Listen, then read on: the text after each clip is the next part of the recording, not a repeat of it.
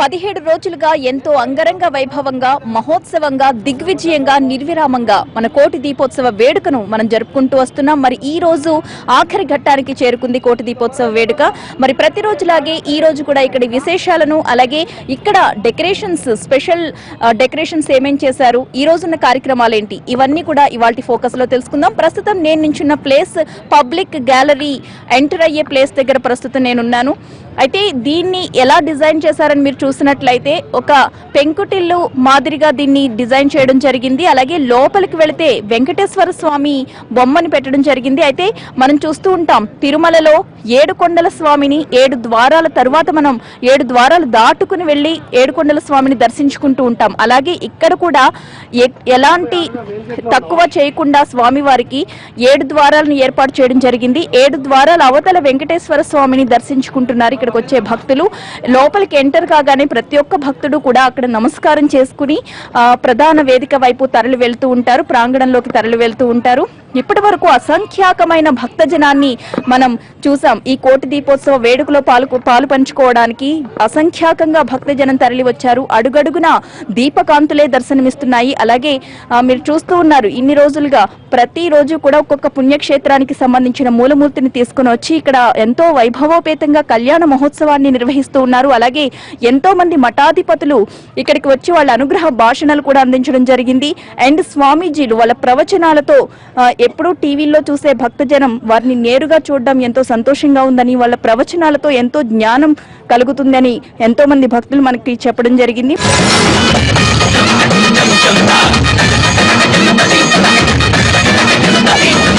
ఇక ఈ కోటి దీపోత్సవ ప్రాంగణంలో అందరినీ ఆకర్షిస్తున్నవి ప్రచార రథాలని చెప్పొచ్చు. ఎందుకంటే ఎక్కడెక్కడో పుణ్యక్షేత్రాల నుంచి ఆయా ఆలయాల నమూనాలుగా కూడా మనం వీటిని చూడొచ్చు. అక్కడ ఆలయం ఏ రీతిలో అయితే ఉంటుందో అలాగే ఇది నమూనా రూపంలో ఇక్కడ పెట్టడం జరిగింది. అక్కడ ప్రధాన పుణ్యక్షేత్రంలో ఉన్న మూలమూర్తి విగ్రహానికి ఎలా ఉంటుంది అనేది ఇక్కడ వీళ్ళు ప్రతిష్ఠించడం జరిగింది. ఇక్కడ వచ్చి భక్తులు ఈ ప్రచార రథంలో ఉన్న దేవుడి విగ్రహాలను దర్శించుకుని ఓకే అక్కడ విగ్రహం ఇలా ఉంటుందన్నమాట అని ఒక అవగాహనకు వస్తున్నారు.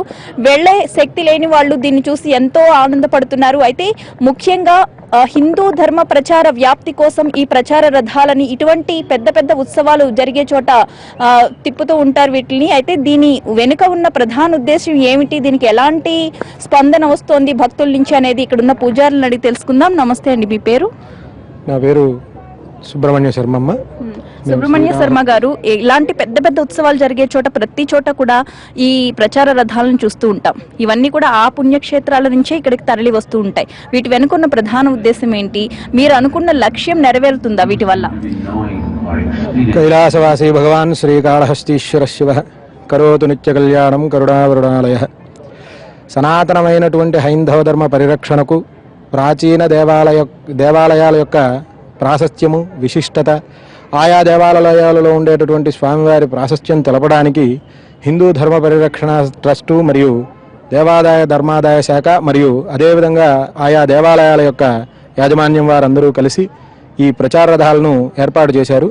ఈ రథాలు కేవలం ఇటువంటి పెద్ద పెద్ద సభలు సందర్భాలకే కాదు, వీటి యొక్క ముఖ్య ఉద్దేశం ఎక్కడో మారుమూల ఉండేటటువంటి గ్రామాలకు కూడా వెళ్ళి అక్కడ ఉండేటటువంటి ప్రజలకి ఆ స్వామివారి దర్శన భాగ్యం కల్పించాలి అనేటటువంటి గొప్ప ముఖ్యమైనటువంటి ఉద్దేశంతో వీటిని తయారు చేశారు. వాటి ద్వారా మనం చాలా ప్రదేశాల్లో పర్యటిస్తూ ఉంటాయి ఈ రథాలు. ఒక్కొక్కసారి ఒక్కొక్క మారుమూల ప్రాంతాలకి ఒక్కో దేవాలయం రథం వెళ్ళి అక్కడ స్వామివారికి కళ్యాణాలు కానీ అభిషేక కైంకర్యాలు కానీ అంత దూరం వచ్చి స్వామివారిని దర్శించుకోలేనటువంటి భక్తులకందరికీ అక్కడ వచ్చి స్వామివారిని దర్శించుకొని తరిస్తూ ఉండేటటువంటి భాగ్యం కల్పించినటువంటిది దేవాదాయ ధర్మాదాయ శాఖ. రైట్, విన్నారు కదా, ఇక్కడ పూజారి గారు చెప్పింది 100కి 100% వాళ్ళ లక్ష్యం నెరవేరుతుందని అనుకోవాలి. ఎందుకంటే ప్రతిరోజు నేను భక్తులతో మాట్లాడుతూ ఉంటాను కదా, వాళ్ళందరూ ఒకటే మాట చెప్తున్నారు, ఈ ప్రచార రథాలు ఏర్పాటు చేయడం అనేది చాలా గొప్పగా ఉంది. మేము అక్కడ వరకు వెళ్ళలేని భక్తులు ఇక్కడ దర్శించుకునే స్వామివారిని ఆ పుణ్యక్షేత్రానికి వెళ్ళినట్లుగానే మేము ఫీల్ అవుతూ ఉన్నాము. ఇది చాలా మంచి ఉద్దేశంతో పెట్టింది అని భక్తులు చెప్తూ ఉన్నారు. మరి రోజు ప్రధాన వేదిక మీద ఏ స్వామి వారికి అయితే కళ్యాణం జరుగుతుందో ఆ స్వామి వారి యొక్క ఆ పుణ్యక్షేత్రం యొక్క నమూనా ప్రచార రథాన్ని ఇక్కడ ఏర్పాటు చేస్తారు. మరి ఈ రోజు శ్రీశైలం మల్లికార్జున స్వామి వారి యొక్క కళ్యాణ మహోత్సవం ఉంది కాబట్టి ఇక్కడ శ్రీశైలం నుంచి వచ్చిన ప్రచార రథం ఇక్కడ నిలబడుతుంది. కార్తీక మాసం వచ్చిందంటే శివభక్తులందరూ ఎన్టీఆర్ స్టేడియంలో జరుగుతున్నటువంటి భక్తి టీవీ కోటి దీపోత్సవం కోసం 1000 కళ్లతో ఎదురు చూస్తూ ఉంటారు. అలాగే 5వ తారీఖు నుంచి ప్రారంభమైన ఈ కోటి దీపోత్సవం ఈ రోజు ఆఖరి ఘట్టానికి చేరుకుంది.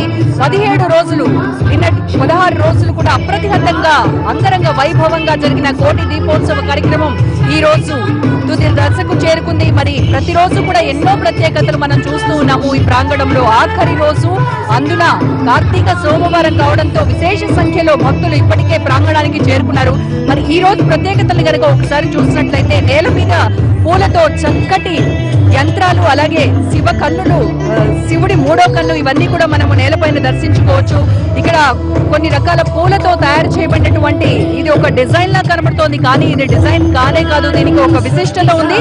మరి ఆ విశిష్టత ఏంటి? ఇక్కడ తయారు చేస్తున్నటువంటి మహిళలు ఉన్నారు, వాళ్ళని అడిగి ఇది చూడడానికి ఒక డిజైన్ లా కనబడుతోంది, కానీ ఒక విశిష్టత ఏదో ఉండే తీరుతుంది. ఏంటి దాని గురించి చెప్తారు? ఇది డిజైన్ కాదు, ఇది శ్రీ విద్యకు సంబంధించిన చక్రాసు. ఇది శివ చక్రం. ఇందులో బిందు స్థానంలో శివుడు, సదాశివుడు కొలువై ఉంటాడు. అందుకని ఈ ఇవాళ సోమవారం కాబట్టి ఇది శివచక్రాన్ని మేము వేశాం. శివచక్రాన్ని దర్శించుకున్నటువంటి భక్తులకు అంటే ఎలాంటి ప్రయోజనాలు ఉంటాయి? ఈ శివచక్రాన్ని పూజించడం వల్ల కానీ, దీని చుట్టూ దీపారాధన చేయడం వల్ల కానీ మన సాక్షాత్తు శివుణ్ణి కొలిచినంత ఫలితం దీనికి ఉంటుంది. ఎందుకంటే చైతన్యం, పువ్వులకి చైతన్యము, ప్రాణశక్తి శివుడు. దీన్ని పూజించడం వల్ల ప్రాణశక్తి చైతన్యం కలిపి మనకి వస్తాయి. ఈ రోజు ఎన్టీఆర్ స్టేడియం భక్తి టీవీ కోటి దీపోత్సవం అంతా కూడాను శివనామస్మరణతో, అలాగే శివునికి సంబంధించినటువంటి శివచక్రాలు, శివుని 3వ కన్నుతో మొత్తం అంతా ఫ్లవర్స్ తో అలంకరించబడింది. ఇక్కడ మనం చూస్తున్నాము శివుని 3వ కన్నును నేలపైన చక్కగా పూలతో అలంకరించారు. కింద 2 కళ్ళు, ఆ పైన 3వ కన్నును మనము స్పష్టంగా ఇక్కడ దర్శించుకోవచ్చు. మరి శివుని 3వ కన్ను తెరిస్తే ఏమవుతుందనేది మనందరికీ ఒక రకమైనటువంటి భయం కలుగుతూ ఉంటుంది. మరి ఈ శివుని 3వ కన్ను, ఆ రుద్రుడి 3వ కన్ను విశిష్టత ఏంటి? ఈ కన్నును ఇక్కడ ఈ రోజు అలంకరించడానికి ఉన్నటువంటి ప్రత్యేకత ఏంటో అడుగుదాం ఇక్కడ మహిళల్ని. 3వ కన్ను ప్రత్యేకత ఏంటి? ఈ రోజు శ్రీశైల భ్రమరాంబ మల్లికార్జున స్వామి కళ్యాణోత్సవం కూడా ఉంది. మరి దానికి సంబంధించి దీనికి ఏమైనా సంబంధం ఉందా? ఇక్కడ ఎవరైతే అలంకరించారో వాళ్ళు ఉన్నారు. అమ్మ చెప్పండి, ఈ రోజు శివ కళ్యాణం జరుగుతోంది, ఇక్కడ మీరేమో శివుడి 3వ కన్ను వేశారు, ఏంటి దీని ప్రత్యేకత? 3వ కన్ను పరమార్థం ఏంటంటే భగవాన్ విష్ణుడు కోపంగా ఉన్నప్పుడు ఆగ్రహం ప్రదర్శించడానికని మనం అనుకుంటాం, కానీ సహజంగా భక్తుల కోరికలు తీర్చడానికే పరమాత్మ మనకి ఈ రోజు ఈ కోటి దీపోత్సవంలో దిగి వచ్చారు. కళ్యాణం అవి చూశాక ఆనందంతో అందరూ పరవశిస్తుంటారు. శివుడు మనందరికీ అనుగ్రహం ఇస్తాడని పెద్దలుగా నేను భావిస్తున్నాను. సో అది శివానుగ్రహం మనందరికీ తెలుసు. శివుని అనుగ్రహం లేనిది, శివుని ఆజ్ఞ లేనిది చీమైనా కుట్టదు అంటారు. మరి అలాంటిది ఈ రోజు శివ కళ్యాణానికై భ్రమరాంబ మల్లికార్జున స్వామి వారు శ్రీశైలం నుంచి మన ప్రాంగణానికి తరలి వచ్చారు. ఇక్కడ భక్తులందరి సమక్షంలో కళ్యాణం కోసము వారే స్వయంగా శ్రీశైలం నుంచి ఇక్కడికి రావడం ఒక పెద్ద విశిష్టతగా చెప్తున్నారు.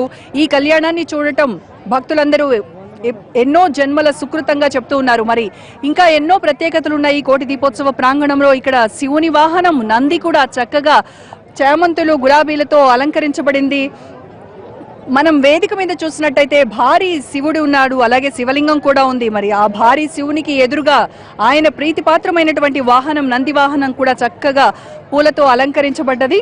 ఇది కూడా మనము ఈ రోజు ప్రత్యేకతగా చెప్పుకోవచ్చు. ఆఖరి రోజు కోటి దీపోత్సవ ప్రాంగణం అంతా కూడాను శివమయం అయిపోయింది. శివునికి సంబంధించిన నంది, అలాగే శివచక్రము, శివుని 3వ కన్ను, ఇవన్నీ కూడా చక్కగా పూలతో అలంకరించబడ్డాయి. ఆఖరి రోజు శివునికి ఇష్టమైన రోజు కార్తీక సోమవారం కావడంతో భక్తులు ఊహించని రీతిలో కోటి దీపోత్సవ ప్రాంగణానికి భ్రమరాంబ మల్లికార్జున స్వామి వారి కళ్యాణం కూడా ఉండటంతో కార్తీక మాసం, అందులో శివ కళ్యాణం, అన్ని దారులు కూడా ఎన్టీఆర్ స్టేడియం వైపే అన్నట్టుగా ఈ రోజు భక్తులందరూ కూడా ఇప్పటికే ఎంతో విశేష సంఖ్యలో ప్రాంగణానికి చేరుకుంటూ ఉన్నారు. మరికొన్ని ప్రత్యేకతలు ఈ రోజు ఎన్టీఆర్ స్టేడియంలో ఏమేమి ఉన్నాయో చూద్దాం రండి.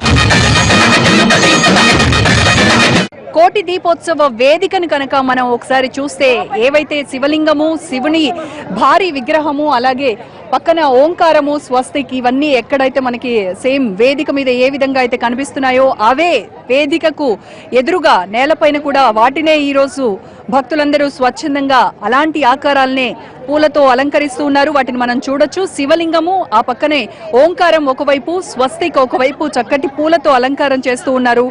శివుని కళ్యాణం సందర్భంగా ఈ రోజు ప్రధాన వేదిక మీద ఏదైతే ఉన్నాయో అవే స్పష్టంగా మళ్ళీ మనము నేలపైన చూడొచ్చు. గులాబీ రేఖలు, చేమంతులు, తెల్ల చేమంతులు, పచ్చ చేమంతులు వీటన్నింటితో చాలా చక్కగా అలంకరించారు శివలింగము. ఆ తర్వాత ఈ పక్క చూసినట్టయితే మనము ఓంకారం, ఆ పక్కన స్వస్తిక్ వీటన్నింటిని మనం చూడొచ్చు. కైలాసమే ఇలకు దిగొచ్చిందా అన్నట్టుగా అనిపిస్తోంది. భక్తి టీవీ కోటి దీపోత్సవ ప్రాంగణానికి చేరుకున్న తర్వాత భక్తుల మనోగతం ఇది.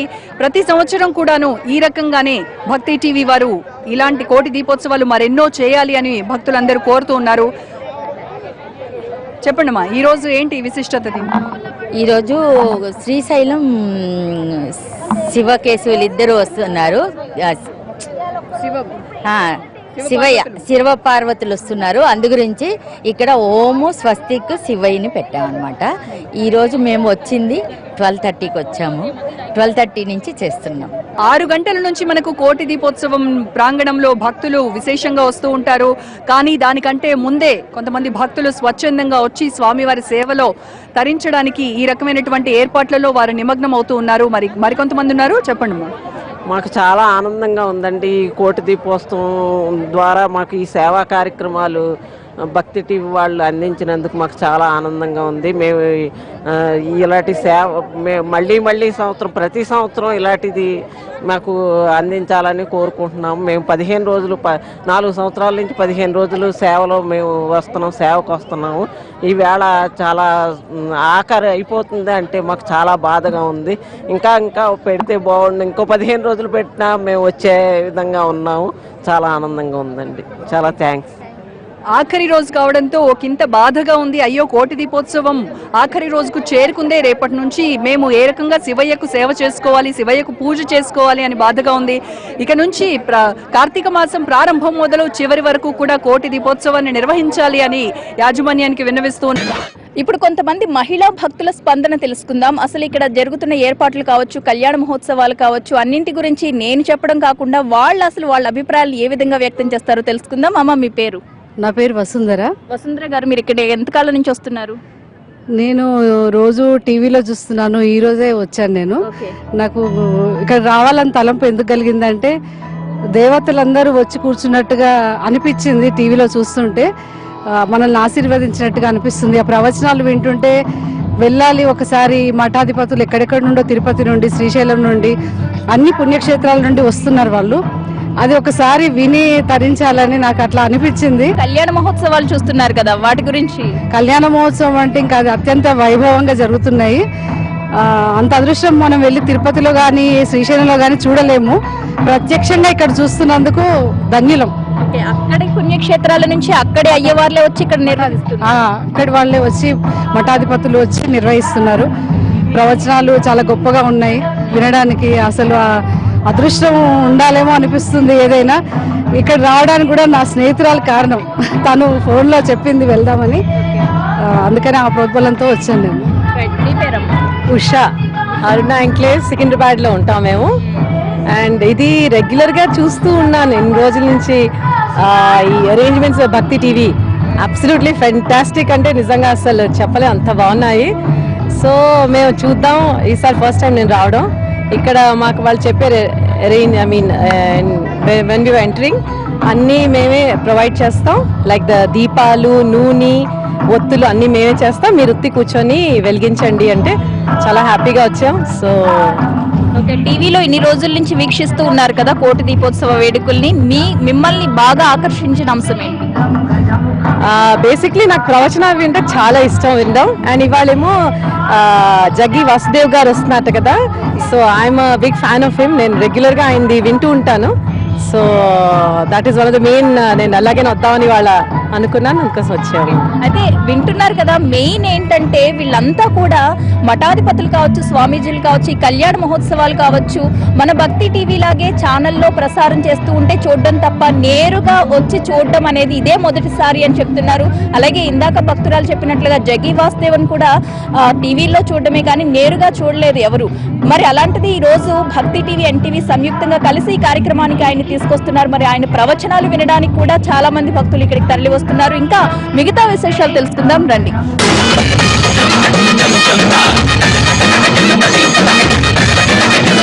మరి కాసేపట్లో జరగబోయే ఈ కార్యక్రమానికి ఏర్పాట్లన్నీ చాలా వేగంగా జరుగుతున్నాయి. ప్రతి ఒక్క భక్తులు కూడా ఏర్పాట్లలో నిమగ్నమవుతూ ఉన్నారు. మరి మరికొంతమంది మహిళా భక్తుల స్పందన మనం తెలుసుకుందాం. మీ పేరండి? నా పేరు పద్మజ అండి. నేను ఇది స్టార్ట్ అయినప్పటి నుండి భక్తి కోటి దీపోత్సవం స్టార్ట్ అయినప్పటి నుండి ఇక్కడికి వస్తున్నానండి. చాలా కన్నుల పండుగగా ఇక్కడ ఉందండి, చాలా వైభవంగా ఉంది. ఇక్కడ సప్తహారతులు జరుగుతున్నాయి. ఆ సప్తహారతులు దర్శించుకోవడం వల్ల పాపాలన్నీ కూడా పోతాయి. నా ప్రగాఢమైన విశ్వాసం, అందరి యొక్క విశ్వాసం అండి అది.